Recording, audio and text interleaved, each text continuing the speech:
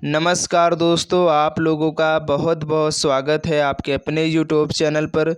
दोस्तों, आज की इस वीडियो में हम लोग साइंस से रिलेटेड टॉप 20 क्वेश्चंस आज की इस वीडियो हम लोग डिस्कस करेंगे, जो आपके आने वाले किसी भी एग्ज़ाम के लिए काफ़ी ज़्यादा इम्पोर्टेंट होंगे।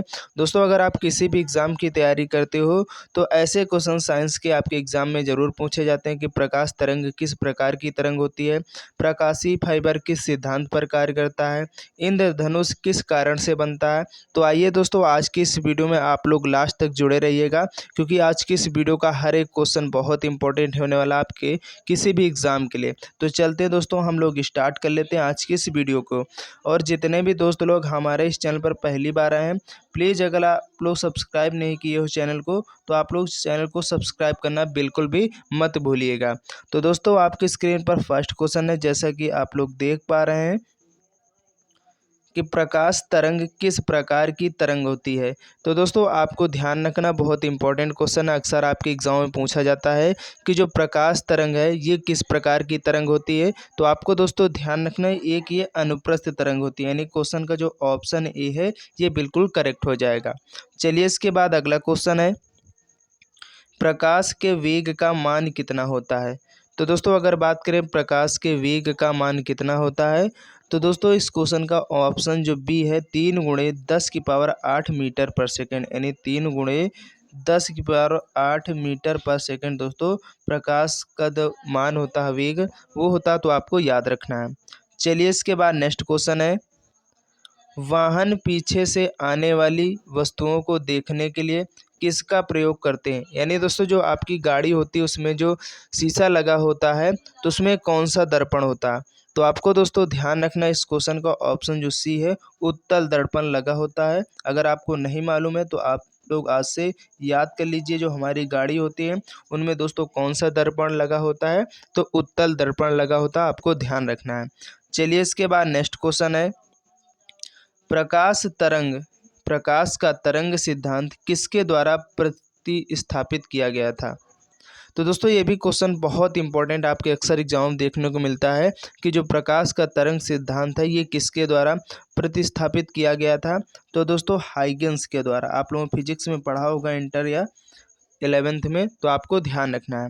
चलिए, इसके बाद अगला क्वेश्चन है कि इंद्रधनुष में कितने रंग दिखते हैं। यानी दोस्तों, जो हमारा इंद्रधनुष बनता है आसमान में, तो उसमें कितने रंग दिखाई देते हैं। तो दोस्तों, उसमें 7 रंग होते हैं, तो क्वेश्चन का ऑप्शन जो ए है ये बिल्कुल करेक्ट हो जाएगा। चलते हैं हम लोग नेक्स्ट क्वेश्चन की तरफ, कि सूर्य ग्रहण के समय सूर्य का कौन सा भाग दिखाई देते हैं। यानी दोस्तों, जब सूर्य ग्रहण पड़ते हैं तो उस समय जो सूर्य का भाग दिखाई देता है वो कौन सा भाग दिखाई देता है। बहुत इंपॉर्टेंट है क्वेश्चन। तो आपको दोस्तों ध्यान रखना है, किरीट, यानी जिसे हम लोग कोरोना के नाम से जानते हैं, इसका किरीट नाम भी है और इसे कोरोना भी कहते हैं। तो वो दोस्तों भाग जो होता है सूर्य ग्रहण के समय सूर्य का, ये वाला भाग दिखाई देता है। तो आपको याद रखना, क्वेश्चन का ऑप्शन जो बी है ये बिल्कुल करेक्ट हो जाएगा। चलिए, इसके बाद नेक्स्ट क्वेश्चन है, प्रकाशीय फाइबर किस सिद्धांत पर कार्य करता है। देखिए, क्वेश्चन ये भी बहुत इंपॉर्टेंट है, आपके सभी एग्जाम में पूछा गया है। दोस्तों, अगर आप लोग अभी तक कोई भी एग्जाम दिया होगा तो आपको मालूम होगा कि ऐसे क्वेश्चन अक्सर आपके एग्जाम में साइंस से रिलेटेड पूछे जाते हैं। तो दोस्तों, अगर बात करें प्रकाशीय फाइबर की, तो दोस्तों ये पूर्ण आंतरिक परावर्तन के सिद्धांत पर कार्य करता है। तो इस क्वेश्चन का ऑप्शन जो सी है ये बिल्कुल करेक्ट हो जाएगा। इसके बाद अगला क्वेश्चन है कि वाहनों के अग्रदीपों में किस प्रकार का दर्पण का इस्तेमाल होता है। यानी दोस्तों, जो वाहन यानी गाड़ियों की जो हेडलाइट होती है उसमें जो किस प्रकार का दर्पण प्रयोग किया जाता है। तो दोस्तों, आपके परवलयिक, कौन सा दोस्तों, जो परवलयिक दर्पण होता है इसका प्रयोग इसके अग्रदीपों यानी हेडलाइट में किया जाता है गाड़ियों के। तो क्वेश्चन का ऑप्शन जो डी है ये बिल्कुल करेक्ट हो जाएगा। अगर दोस्तों आपको ये ऑप्शन में ना मिले, कभी आप एग्जाम में देते हो उसमें अगर परवलयिक दर्पण का ऑप्शन नहीं मिल रहा है, तो आप लोग वहाँ पर अवतल दर्पण को आप लोग सही करके आइएगा, ठीक है। चलिए, इसके बाद अगला क्वेश्चन है, प्रकाश के विद्युत चुंबकीय स्वरूप की खोज किसने की थी। देखिए, ये भी क्वेश्चन सभी एग्जामों में बहुत बार पूछा गया है कि जो प्रकाश के विद्युत चुंबकीय स्वरूप की जो खोज है वो किसके द्वारा की गई थी। तो दोस्तों, आपको ध्यान रखना, मैक्सवेल के द्वारा। क्वेश्चन का ऑप्शन जो है ये बिल्कुल करेक्ट हो जाएगा। चलिए, इसके बाद नेक्स्ट क्वेश्चन है कि पानी से लटकाकर बैठे हुए व्यक्ति को उसका पैर उठा हुआ और छोटा दिखाई पड़ता है किस रीजन से। यानी दोस्तों अगर आप नदी के किनारे पैर लटकाकर बैठ जाते हैं, ठीक है, उस समय जो उस व्यक्ति का पैर होता है वो लगेगा उठा हुआ प्रतीत हो रहा है और छोटा दिखता है। तो ये किस कारण से दिखता है? तो आपको दोस्तों ध्यान रखना अपवर्तन के कारण। ठीक है, क्वेश्चन का ऑप्शन जो बी है ये बिल्कुल राइट हो जाएगा। इसके बाद अगला क्वेश्चन है कि यौगिक सूक्ष्मदर्शी क्या होता है। यानी दोस्तों जो यौगिक सूक्ष्मदर्शी होती है ये क्या होता है? तो दोस्तों इसमें आपको ध्यान रखना है ये ऐसा सूक्ष्मदर्शी है जिसमें लेंसों के 2 सेट होते हैं। कितने सेट होते हैं दोस्तों? इसमें 2 सेट लेंस के दोस्तों जो आपके सेट होते हैं वो 2 सेट होते हैं। एक नेत्राकार लेंस और एक नेत्रक होता है। ठीक है, क्वेश्चन इंपॉर्टेंट, आपको ध्यान रखना। क्वेश्चन का ऑप्शन जो सी है बिल्कुल करेक्ट हो जाएगा। चलिए इसके बाद अगला क्वेश्चन है, किसी वस्तु का प्रतिबिंब मनुष्य की आंख में कहाँ बनता है? देखिए क्वेश्चन आपके अक्सर एग्जाम में पूछा गया, आपको मिला भी होगा जब एग्जाम देंगे। तो किसी वस्तु का जो प्रतिबिंब मनुष्य की आंख में कहाँ बनता है? तो दोस्तों वह रेटिना में बनता है। क्वेश्चन का ऑप्शन जो डी है ये बिल्कुल करेक्ट हो जाएगा। चलिए इसके बाद अगला क्वेश्चन है, किसने सर्वप्रथम यह दिखलाया कि प्रकाश तरंगों का विवर्तन होता है? यानी सबसे पहले यह किसने दिखलाया, यानी किसने दिखाया कि प्रकाश तरंगों का विवर्तन होता है? तो दोस्तों सबसे पहले ग्रेमाल्डी के द्वारा दिखाया गया। क्वेश्चन का ऑप्शन जो ए है ये बिल्कुल करेक्ट हो जाएगा। इसके बाद अगला क्वेश्चन है कि पानी में डूबी हुई एक छड़ी किस संवृत्ति के कारण मुड़ी हुई प्रतीत होती है? देखिए क्वेश्चन दोस्तों आज की इस वीडियो का हर एक क्वेश्चन बहुत इंपॉर्टेंट है, क्योंकि ये सभी क्वेश्चन आप किसी भी एग्जाम की अगर तैयारी करते हो तो हमेशा पूछे जाते हैं। ठीक है, तो इसलिए आप लोग वीडियो में लास्ट तक बने रहिए। अगर वीडियो पसंद आ रही तो प्लीज़ आप लोग वीडियो को लाइक करना और ज़्यादा से ज़्यादा अपने दोस्तों से शेयर करना बिल्कुल भी मत भूलिएगा। ठीक है, तो यहाँ पर आपसे पूछा जा रहा है दोस्तों कि पानी में डूबी हुई अगर एक छड़ी है वो किस संवृत्ति के कारण मुड़ी हुई प्रतीत होती है? तो दोस्तों ये जो मुड़ी हुई प्रतीत होती है प्रकाश के अपवर्तन के कारण। क्वेश्चन का ऑप्शन जो बी है बिल्कुल करेक्ट हो जाएगा। इसके बाद नेक्स्ट क्वेश्चन है, किसके कारण आकाश नीला दिखाई पड़ता है? तो आपको दोस्तों ध्यान रखना जो हमारा आकाश है ये किस कारण से हम लोगों को नीला दिखाई देता है? तो प्रकाश के प्रकीर्णन के कारण। क्वेश्चन का ऑप्शन जो सी है ना ये बिल्कुल करेक्ट हो जाएगा। चलिए इसके बाद नेक्स्ट क्वेश्चन है, रेटिना का नेत्र द्वारा निर्मित प्रतिबिंब होता है। यानी दोस्तों रेटिना का जो नेत्र द्वारा निर्मित यानी बनाया गया प्रतिबिंब होता है वो किस प्रकार का होता है? तो दोस्तों इंपॉर्टेंट है क्वेश्चन, आपको ध्यान रखना दोस्तों।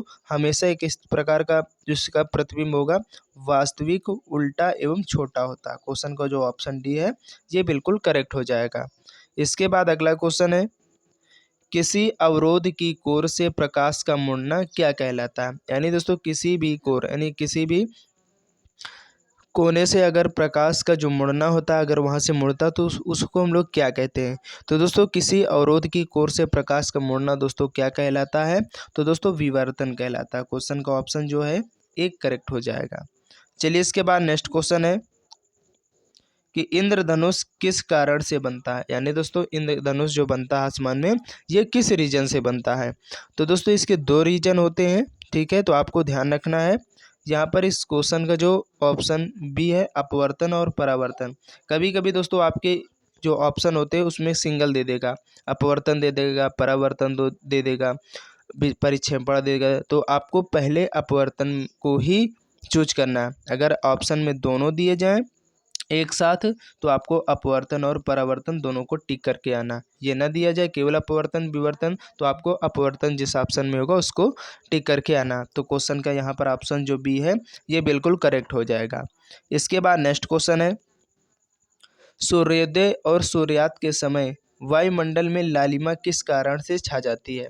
यानी दोस्तों जो हमारा सूर्य का उदय होता है और जब सूर्य अस्त होता है उस समय वायुमंडल में जो लालिमा प्रतीत होती है ये किस रीजन से होती है? क्वेश्चन इंपॉर्टेंट दोस्तों, आपको ध्यान रखना ये भी प्रकाश के प्रकीर्णन के कारण ही सूर्यास्त के समय और सूर्योदय के समय दोस्तों हमारा जो वायुमंडल में लालिमा होती है इसी कारण से दिखाई देती है। तो क्वेश्चन का यहाँ पर ऑप्शन जो सी है ये बिल्कुल करेक्ट हो जाएगा।